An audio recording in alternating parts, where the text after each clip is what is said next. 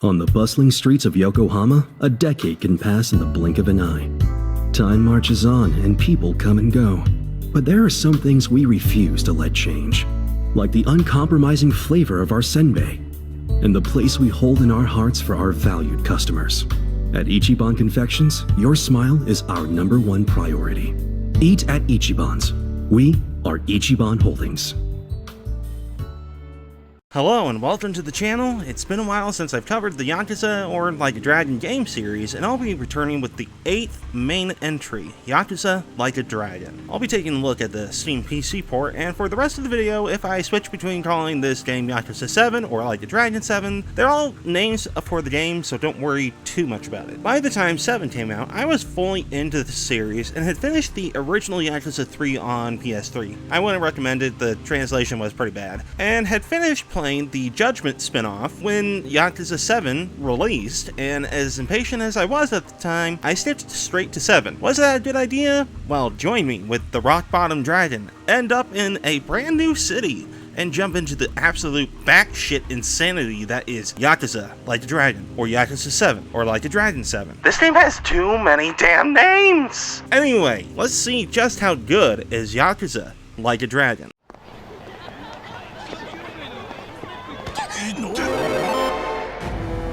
大丈夫か？ああ？おう、どこ見てんだよ。てめえら。舐めてんのか？危ねえ！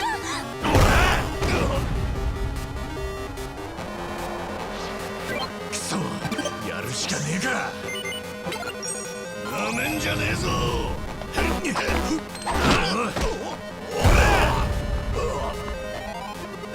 この酔っ払いが。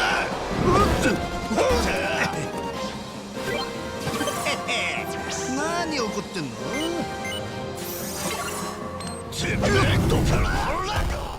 I'm a massive fan of the Like a Dragon series, not hiding that. While the series is called Yakuza in the West, when Like a Dragon 7 released, following titles would begin using the Like a Dragon name like the rest of the world from then on. And I wish I was joking, this game alone has several names. Yakuza 7, Like a Dragon 7, Shin Ryu Ga Gotoku, New Like a Dragon, along with Ryu Ga Gotoku Shichi, Hikari to Yami no Yukue, roughly translated to Like a Dragon 7, Whereabouts of Light and Darkness.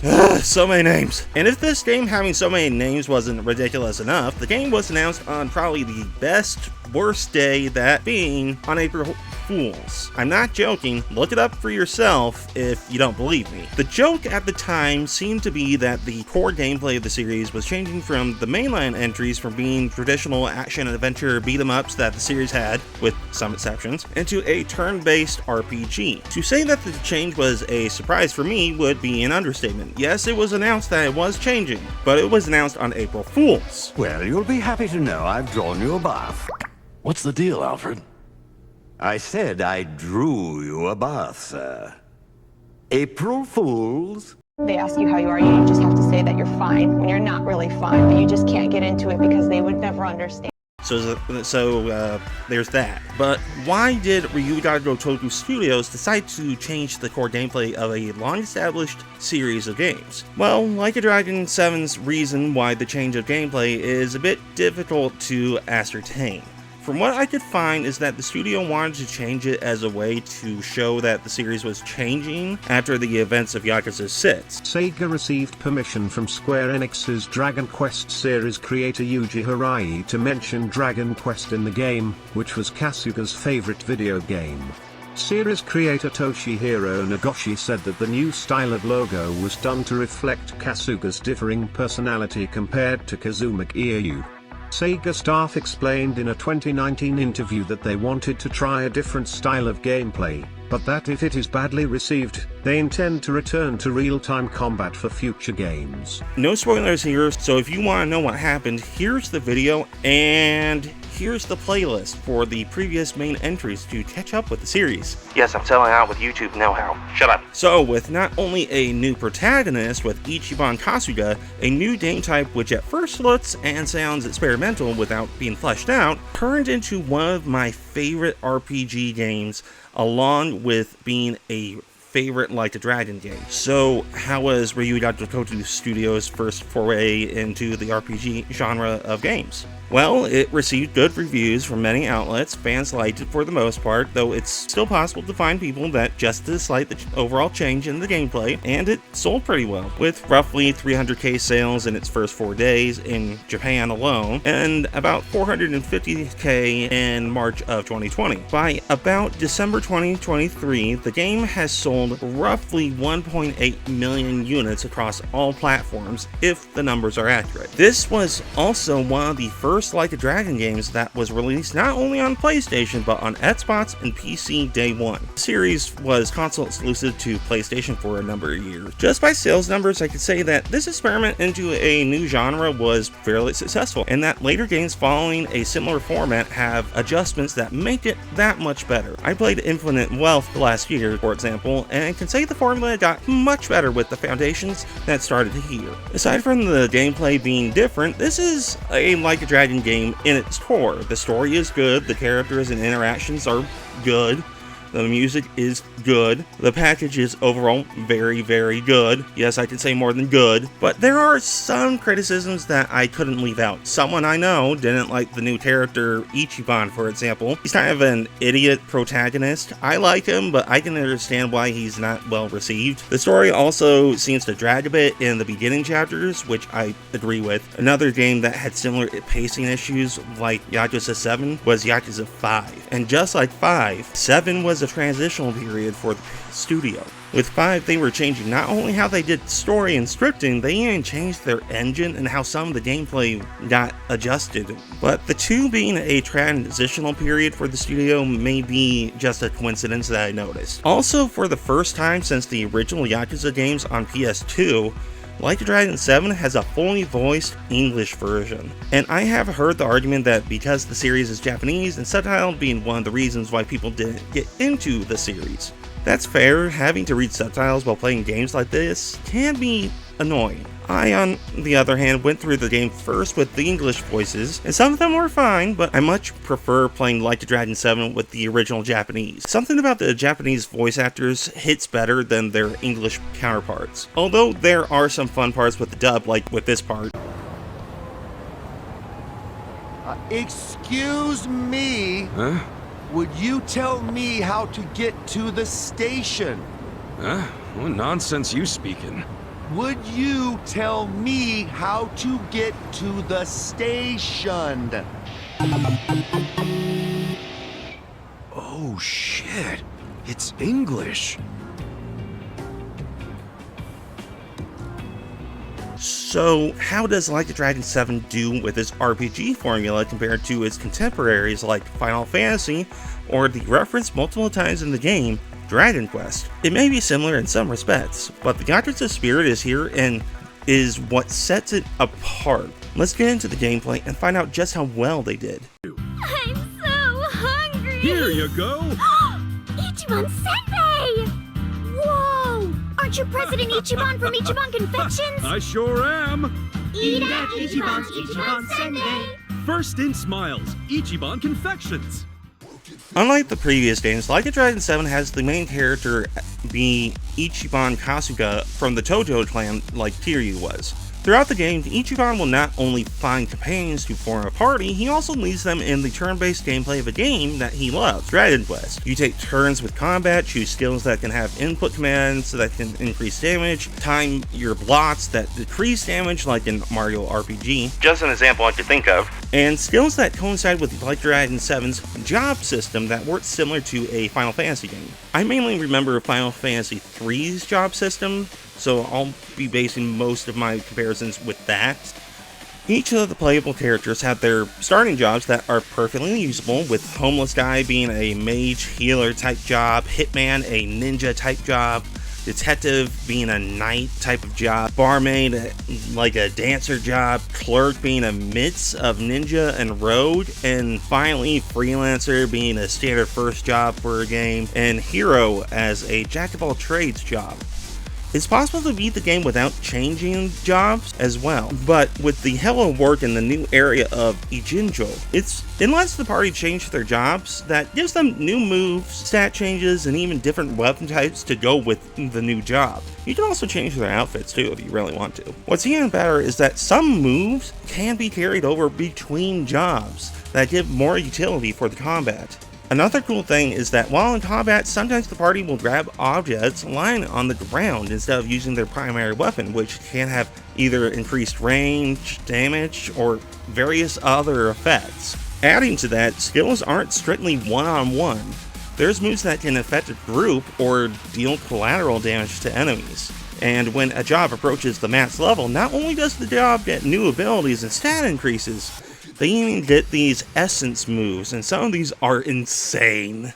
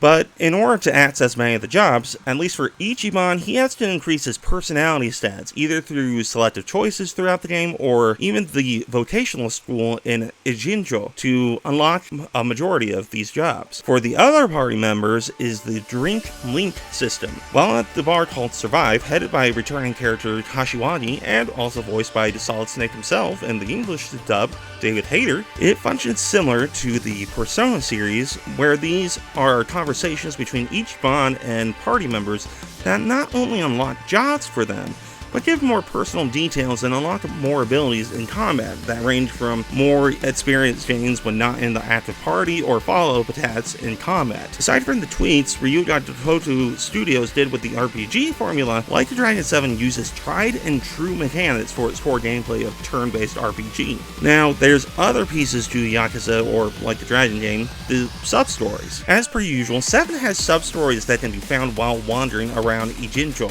And these can vary from supernatural ones with Kaide, a ghost girl helping a guy with the courage to ask out his crush, to some of the most batshit stories. There's finding Yakuza being treated like babies that turns into a brawl, which is already WTF eyebrow-inducing. Finding a random guy that rushed out of a soap land in a frenzy with only bubbles to cover him and having to help him get close. Fighting a giant Roomba called Sojimaru, even a circus in a town that has Ichiban and the party fight a bear, then a tiger, and finally a chimpanzee and construction equipment. How will you fare against construction equipment?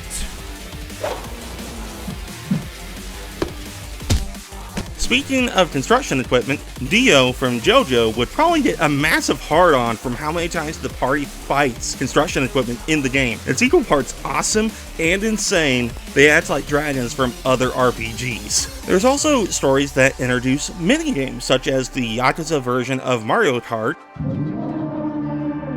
That was ominous. With Dragon Kart. Similar in mechanics, but instead of cartoony shenanigans, there's rocket launchers in it, among other items. It's not as fun as Pocket Circuit, but it does its job well with its own rivals in tow and an awesome soundtrack to go with it. There's also the Ichiban Confection story that not only is a business simulator, it also unlocks another party member, bonus abilities for Ichiban to smack people with money stats, and when completed, gives Ichiban a satellite cannon.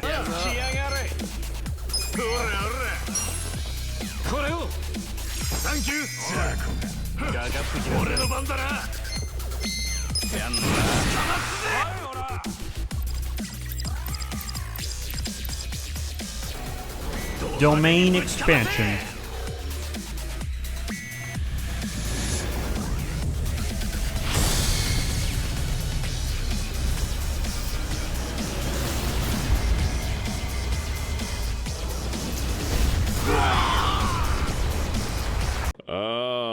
Houston, we have no problems. Other stories do give special items or unlock other items such as pound mates. I know how it sounds. These are the summons that let Ichiban call up a mate to pound enemies into the ground, and some are even introduced in sub-stories.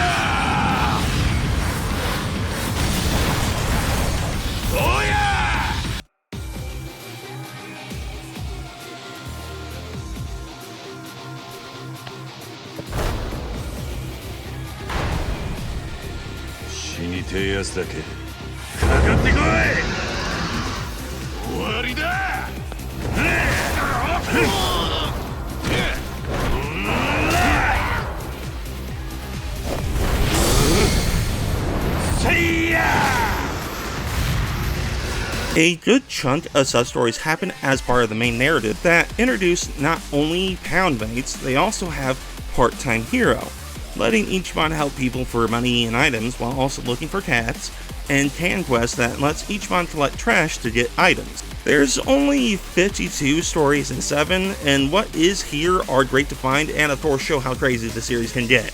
Oh, I couldn't forget the other big part of Like a Dragon 7, the Sujimon and Sujimon Sensei. Obviously, it's a Pokemon reference. Okay, I'm getting a really bad feeling now. When Ichiban gets a bat that's stuck in the ground, he starts to see the enemies as otherworldly things that range from robots to sailors, among various other different types, that gives the Sujimon a flair that makes them legally distinct from Pokemon. What's going on? Why did you say that name? I only said it to show that there's a distinction from Pokemon. Why did you say that name? Why are you threatened by the Sujimon? It's not like another company is doing better than your franchise, right? I mean, maybe Power World? Oh, now it makes sense. Why did you say that name? Oh my god, Nintendo. Go suck on a warp pipe. I'm out of here. Anyways, the Sujimon are a big highlight, and it's fun to find them, although some can be a bit annoying. Like a Dragon 7 also has other returning minigames like baseball, golfing, with some arcade games to play. Like a Dragon 7 is also packed with stuff to do and find outside of the stories, notably with dungeons that can be taken on in Ijincho and returning Kamurocho, with Sotenbori having a battle arena to help grind, since the game can have some difficulty spikes. I probably missed some things, although Like a Dragon 7 doesn't have as much stuff as, say, Yakuza 0 or some previous entries. What it does have, it does very, very well to not only immerse players into the insanity that Like a Dragon can be while just having fun the whole time. Now, the story of Like a Dragon 7. And it's one of my favorite stories, to say the least. Yosha! 歌うぜ!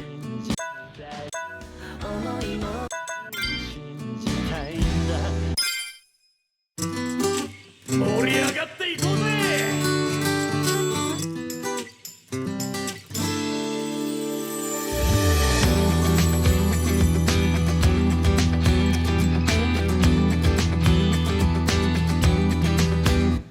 情けなくて恥ずかしくて逃げ出したくなる時はあるかい悲しすぎて虚しすぎて死にたくなる日はあるかい俺はあるでもまだ俺は俺を信じたいんだ逃げねえし死ねねえ成り上がるぜ世界で一番かっこよくて強い勇者になり上がるぜ世界で一番君を笑顔にできるような男に答え合わせりゃまだ早いぜどん底から夢見た姿へ俺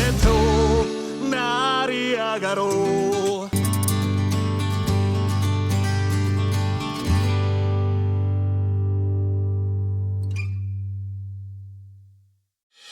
Since this is the story segment of the video, spoiler warning in force. I'll put a timestamp and wait a bit. Also keep in mind, since this is an RPG, I'm leaving out a lot of stuff to condense and summarize the main parts of the story as best as I can.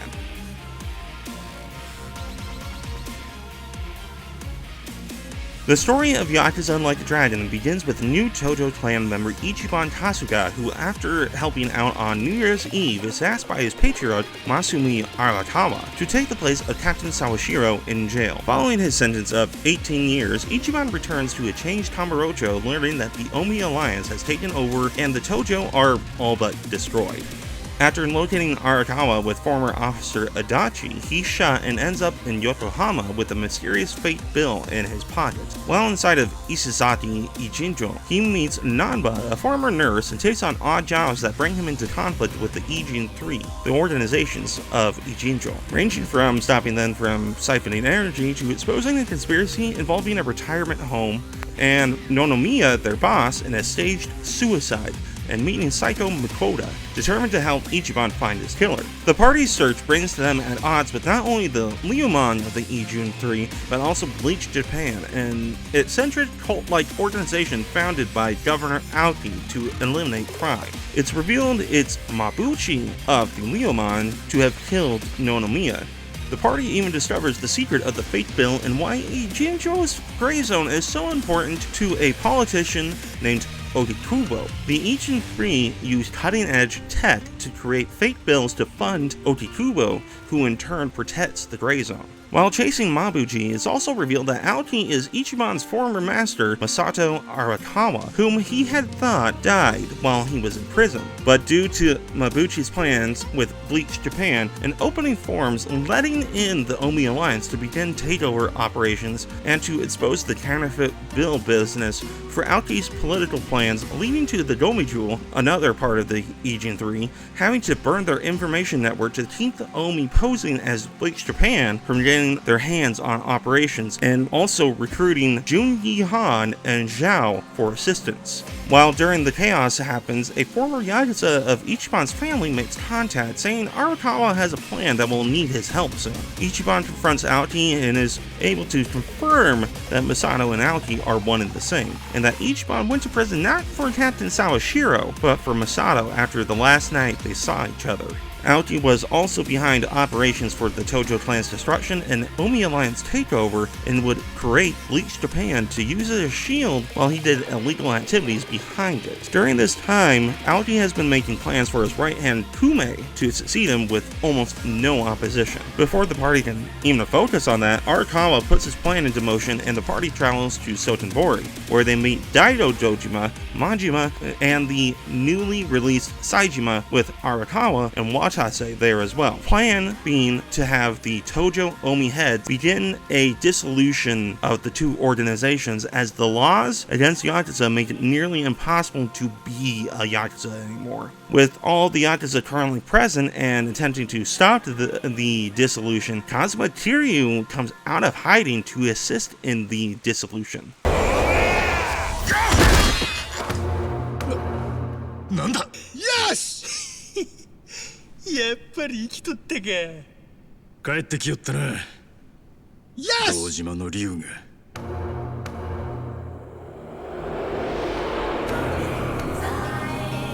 Let's go!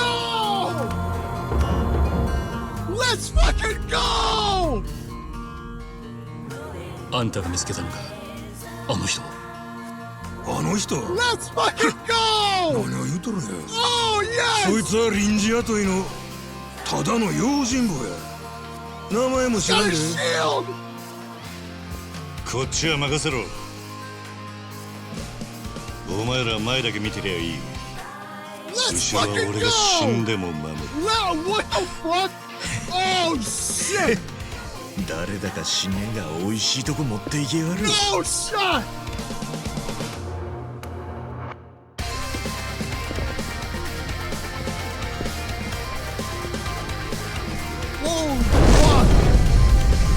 Games are back! Video games are fucking back! よっしゃおかわりと行こうかまだまだ食い足りねえぞこれ After the smoke clears, the party returns to Ijincho to make plans to oppose Kume, when the following day Arakawa's body is found in the nearby river. Ichiban isn't given time to grieve though, as Hoshino, the Shin Ryu clan of Ijincho, suggests Ichiban to run against Kume in order to get a chance to confront Aoki. It's then revealed that Sawashiro was ordered to eliminate Hoshino, and the party tries to stop him but are too late, with Sawashiro revealing another detail about Masato. Years prior, he and a girlfriend of the time didn't know what to do and put infant Masato into a coin locker. But unbeknownst to them and Arakawa, Ichiban was also put into a locker to protect him from Yakuza, and Arakawa was to retrieve him. But instead, he opened Masato's locker, mixing the two infants up in the process. According to Sawashiro, he's Masato's biological father, with Ichiban supposedly Arakawa's son.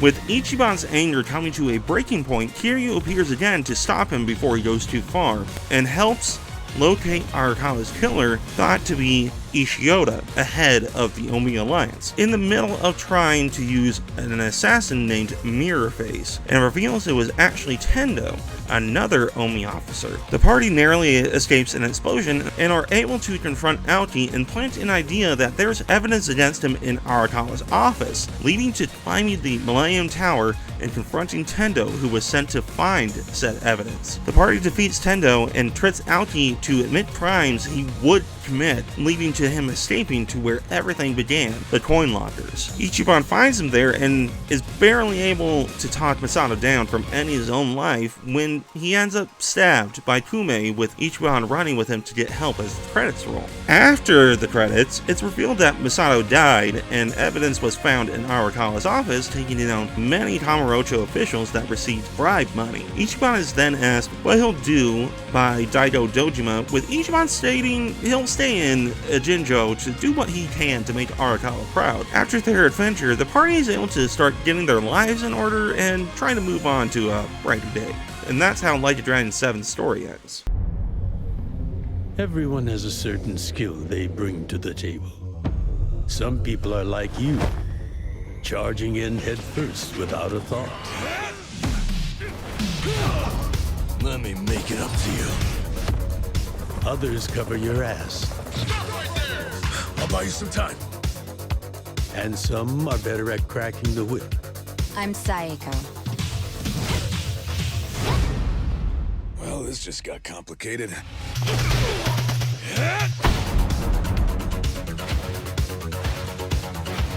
We're risking our lives for a measly 5,000 yen. Chill out, man. We're probably not gonna die. Let's get started, shall we? How about we don't?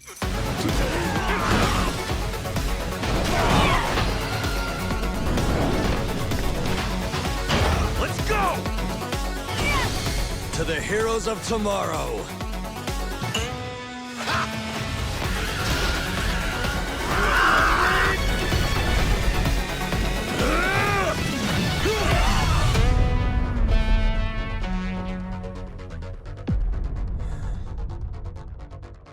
Hey, how's it going?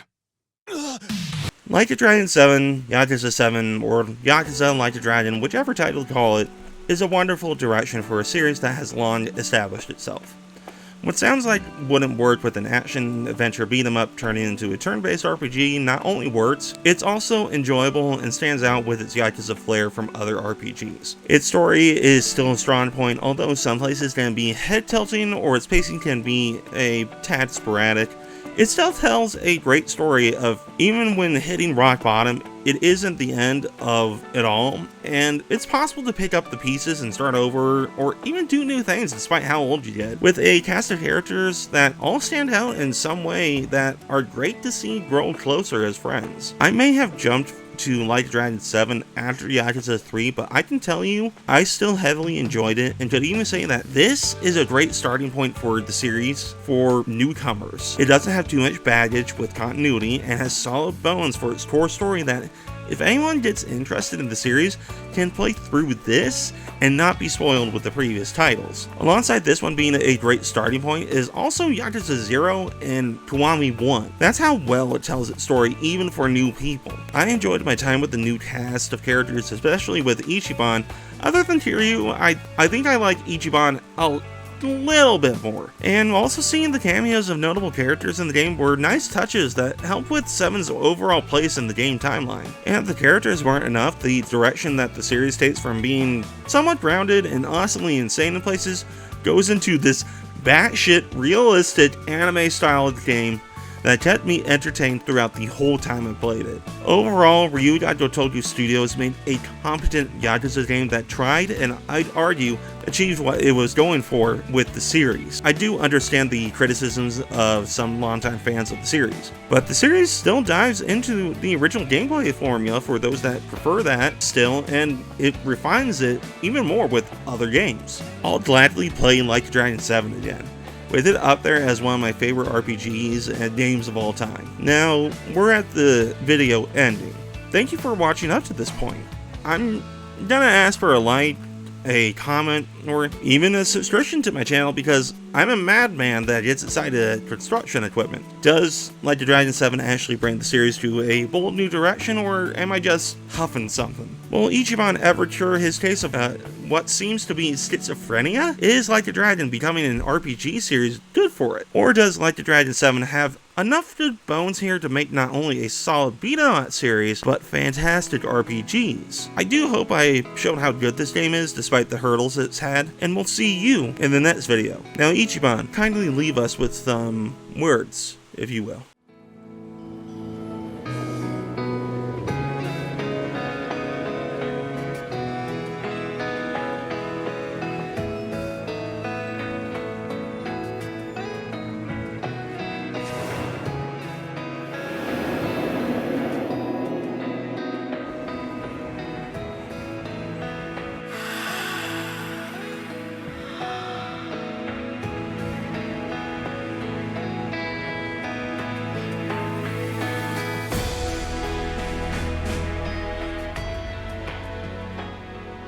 どん底まで行きゃあとは上しか行く道がねえ。どん底から見える景色ってな真っ暗じゃねえ。地に足つけて上を見上げりゃ希望で輝いてんだ。あんたの言う通りですよ若。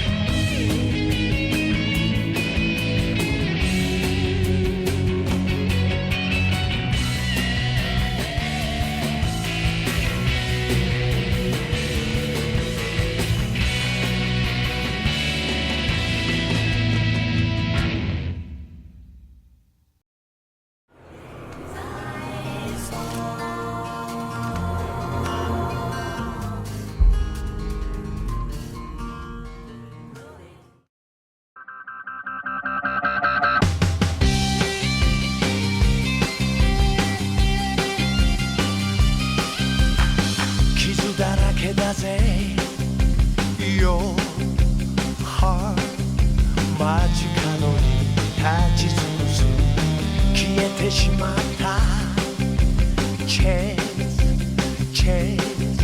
お決まりの悪いシナリオさ擦り切れそうな Your dreams 終われないこのままじゃ変えてみせろよ